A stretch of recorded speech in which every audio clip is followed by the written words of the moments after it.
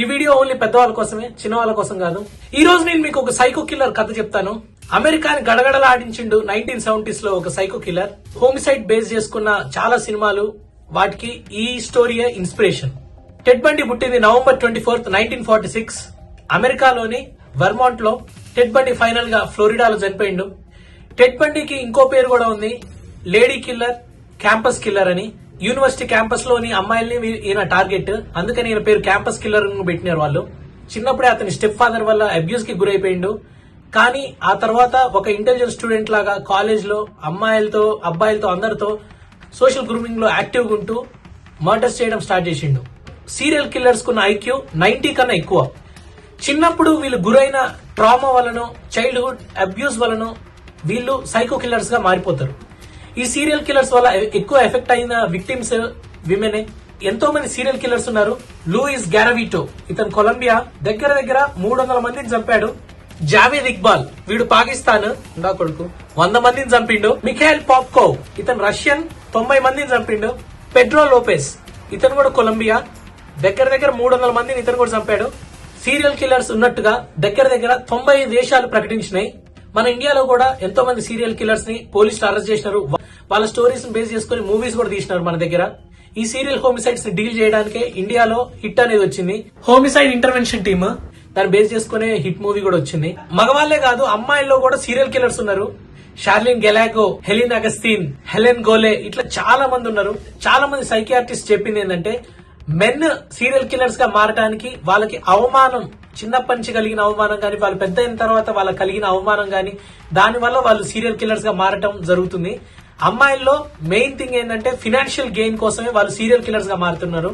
ఈ సైకోపాత్స్ అందరిలో anti social personality disorder అనేది ఉంది. స్టాట్యూట్ ఆఫ్ లిమిటేషన్స్ అనేది అడ్డం పెట్టుకుని చాలా మంది ఎస్కేప్ అయినారు. స్టాట్యూట్ ఆఫ్ లిమిటేషన్స్ అంటే ఒక క్రైమ్ చేసిన తర్వాత ఆ క్రైమ్ కి సర్టెన్ పీరియడ్ ఆఫ్ టైమ్ లో వాళ్ళు దొరకాలి, జస్టిస్ ముందుకు వాళ్ళని తీసుకురావాలి. లేదు అంటే ఒక పీరియడ్ అయిపోయిన తర్వాత వాళ్ళు మీకు దొరికినా కూడా వాళ్ళు క్రైమ్ చేయనట్టే లెక్క. సీరియల్ కిల్లర్స్ జనరల్ గా 4 టైప్స్ ఉంటారు: visionary, mission oriented, power oriented, hedonistic. Hedonistic అంటే ఈ డ్రగ్స్ కి గానీ వేరే ఇతర ప్లెజర్స్ కి సంబంధించి హత్యలు చేయడం, వాటిని హెడోనిస్టిక్ కిల్లింగ్స్ అంటారు. కన్ఫెషన్ ఆఫ్ ఎ మర్డర్ అని ఒక కొరియన్ మూవీ కూడా ఉంది. ఒకవేళ ఈ మూవీ ఎవరైనా చూడకపోతే చూడండి, చాలా బాగుంటుంది. స్టాట్యూట్ ఆఫ్ లిమిటేషన్స్ యూజ్ చేసుకుని ఒక క్రిమినల్ ఎట్లా తప్పించుకుంటాడు అనేదే story.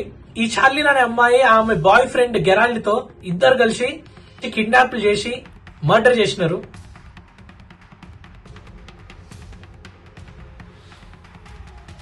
I never wanted to think people were born evil. ఒక్క అమెరికాలోనే దగ్గర 3600 మంది సీరియల్ కిల్లర్స్ ఉన్నారు. టెడ్ బండి, థియోడర్ రాబర్ట్ బండి. Bundy has been convicted of 3 murders, confessed. ఇతను ఒక అమెరికన్. నిజంగా ఇతను ఎంతమందిని చంపిండో అది ఎవరికీ తెలీదు. 1970s లో 7 స్టేట్లలో మొత్తం టెడ్ బండి 30 మందిని అమ్మాయిల్ని అతి క్రూరంగా, ఘోరంగా టార్చర్ చేసి వాళ్ళని రేప్ చేసి చంపేసిండు. He told me he killed more than 100 people. Karen spots అనే ఒక అమ్మాయి ఫ్లాట్ లోకి వెళ్లి గట్టి నెత్తి మీద ఒక మెటల్ రాడ్ తో కొట్టేసి ఆ అమ్మాయిని ఒక బెడ్ కట్టి ఆ అమ్మాయిని టార్చర్ చేసి ఆ అమ్మాయి లాస్ట్ కి చనిపోలేదు, కానీ ఆ అమ్మాయి బ్రెయిన్ డెడ్ అయిపోయింది. ఆ అమ్మాయి సియాటిల్ లోని యూనివర్సిటీ ఆఫ్ వాషింగ్టన్ లో స్టూడెంట్. ఇది జరిగిన నెల రోజుల తర్వాత టెడ్ బండి లిండా అనే ఇంకొక అమ్మాయి మీద దాడి చేసి ఆ అమ్మాయిని కిడ్నాప్ చేసి తన కారులోనే తీసుకెళ్లి ఆ అమ్మాయిని రేప్ చేసి ఒక ఏరియాలో చంపేసి ఒక కాలువలో ఆ అమ్మాయి శవాన్ని పడేసిండు. I think he was born to kill. 1974 లో యూనివర్సిటీ ఆఫ్ వాషింగ్టన్ లో ప్రతి నెలకి ఒక అమ్మాయి మిస్ అయిపోతుందని లాస్ట్ కు ఒక రిపోర్ట్ ఫైల్ చేసినారు పోలీసు వాళ్ళు. కొలరాడోలో ఒక జైలు నుంచి 2 సార్లు ఎస్కేప్ అయిండు. Second breakout from a maximum security prison. 1978 లో టెలాసి అనే ప్లేస్ కి వచ్చి మళ్ళా సెటిల్ అయిపోయిండు. అక్కడ ఎవరికి డౌట్ రాకుండా ఫ్లోరిడా స్టేట్ యూనివర్సిటీ పక్కనే ఒక హోటల్లో రూమ్ తీసుకుని మళ్ళీ మర్డర్స్ చేయడం స్టార్ట్ చేసినాడు. యూనివర్సిటీ పక్కనే ఉన్న హోటల్ నుంచి మూవ్ అయిపోయి అతను ఒక సొరారిటీ హౌస్, యూనివర్సిటీ స్టూడెంట్స్ చదువుకోవడానికి వాళ్ళు ఉండడానికి ఒక హాస్టల్స్ లాగా ఈ సొరారిటీ హౌస్ అనేవి ఉండేవి.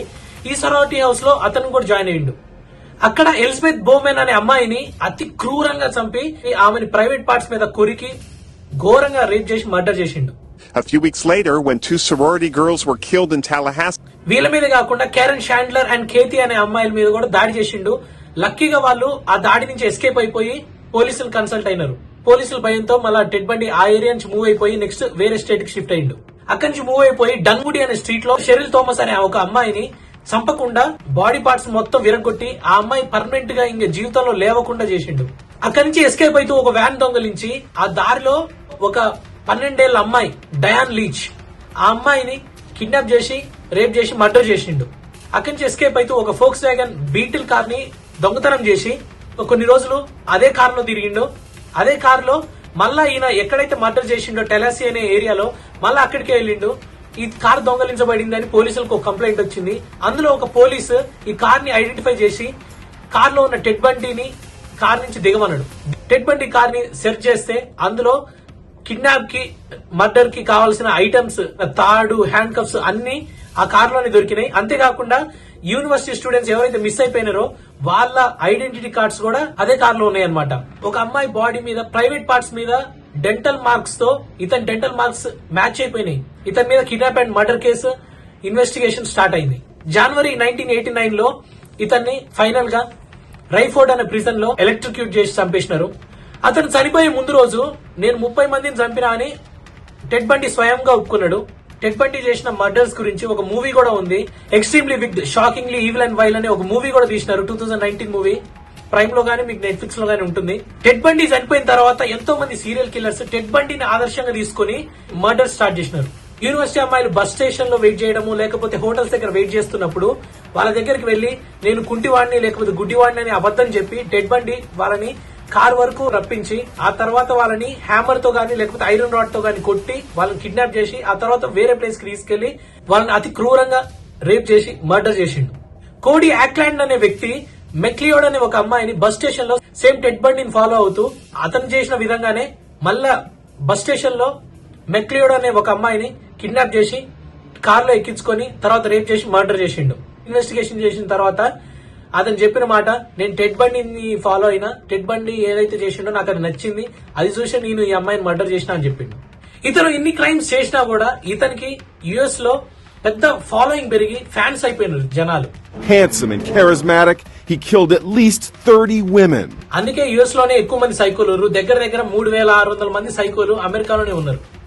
ఈవెన్ టెడ్ బండికి శిక్ష వేసిన జడ్జి కూడా ఈయన గురించి అన్న మాటలు వినండి. You made a good lawyer. I'd love to have you practice in front of me, but you went another way, partner. Ted బండికి ఫస్ట్ సెంటెన్స్ విధించినప్పుడు అతను నేరం ఒప్పుకోలేదు. I don't like being locked up for something I didn't do, and I don't like. Ted బండి వల్ల గాయపడ్డ వాళ్ళు గాని చనిపోయిన వాళ్ళు గాని విక్టిమ్స్ వీళ్ళే.